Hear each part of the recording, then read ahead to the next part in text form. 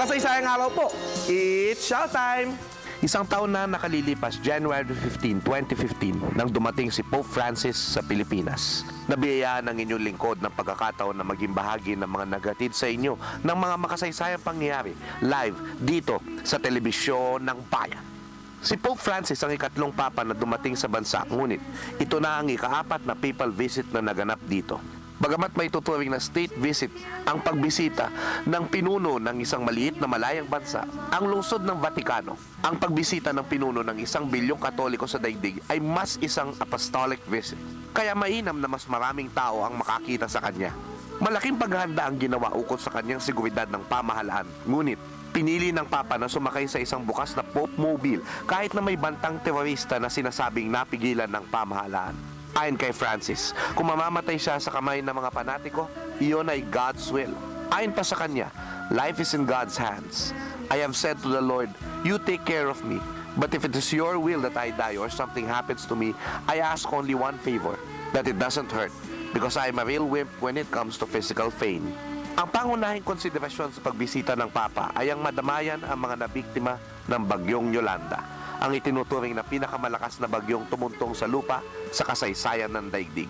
Kaya naman, ang naging tema ng pagbisita ng Santo Papa ay habag at malasakit, mercy and compassion. Tulad ng mga nakaraang relihiyosong pagdiriwang, ang theme song ng pagbisita na ito ay kinata at inawit ni Jamie Rivera, We Are All God's Children. Sa oras na 5:32 p.m., lumapag ang eroplano ng Papa sa Ninoy Aquino International Airport sa Maynila at sinayawan at inawitan siya ng 102,000 mga kabataan mula sa dioceses ng Parañaque. Sisilip-silip pa siya sa bintana ng eroplano na naghatid sa kanya mula sa kanyang pagbisita sa Sri Lanka. Sa paglabas ng Santo Papa sa eroplano, lumipad pa ang kanyang kopya. Sinalubong siya ng Pangulong Noynoy Aquino at ng iba pang mga opisyalis ng pamahalaan at simbahan, pati na rin ang 2 batang ito na nayakap pa ang Santo Papa. Matapos nito ay nagkaroon ng motorcade kung saan nasilayan ng mga tao si Pope Francis sa kalsada sa kanyang unang pag-uwi sa Apostolic Nunciature, ang embahada ng Vatikano sa Pilipinas at tahanan ng Papal Nuncio na embahador ng Vatikano. Kahit gabi at madilim na, nakita nila ang Santo Papa mula sa ilaw ng Pope Mobile na mukhang liwanag ng kalangitan, kaya lalo itong nagningning.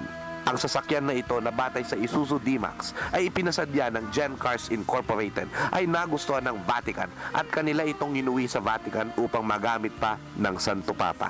Sa susunod pang 4 na araw, magkakaroon ng pagbisita sa Malacanang ang Papa, magmimisa sa Katedral ng Maynila, makikipagpulong sa mga pamilya sa SM Mall of Asia Arena, tutungo sa mga nasalanta ng Yolanda, makikipagpulong sa mga kabataan sa Universidad ng Santo Tomas, at makikipagmisa sa sambayanang Pilipino sa Quirino Grandstand. Ako po si Xiao Chua para sa telebisyon ng bayan. And that was Showtime.